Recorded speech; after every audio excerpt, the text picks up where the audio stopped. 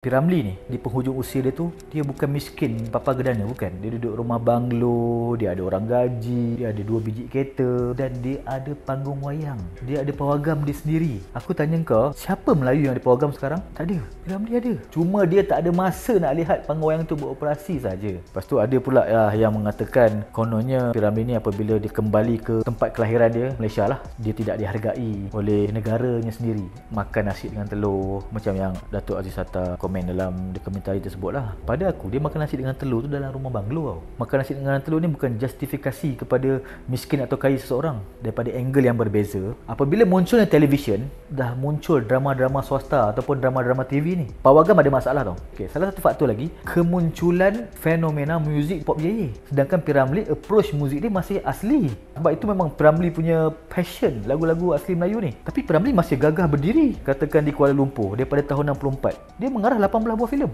Yang terakhir Laksamana Dua Remi. Katakan kalau filem dia tak laku betul, pihak studio nak bagi modal ke kat dia? Memang yang 1, 2, 3 cukup lah Ramlee. Lu punya filem tak boleh jual lah. Macam tu kan. Takkanlah sampai 18 betul. Orang hanya nampak P.Ramlee susah, P.Ramlee hidup dia melarat lah di KL, filem-filem dia tak laku. Tapi dia orang tak tengok selepas 3 tahun dia berjirah ke Kuala Lumpur, Jalan Ampas tutup, Shaw Brothers Singapore tutup, Gulung Tikar. Kenapa tak P.Ramlee yang tutup dulu? Kita perlu melihat P.Ramlee itu di zaman sekarang supaya dia ini terus diperkatakan. Bukan sahaja P.Ramlee tetapi karya-karya dia, pemikiran, kritikan sosial.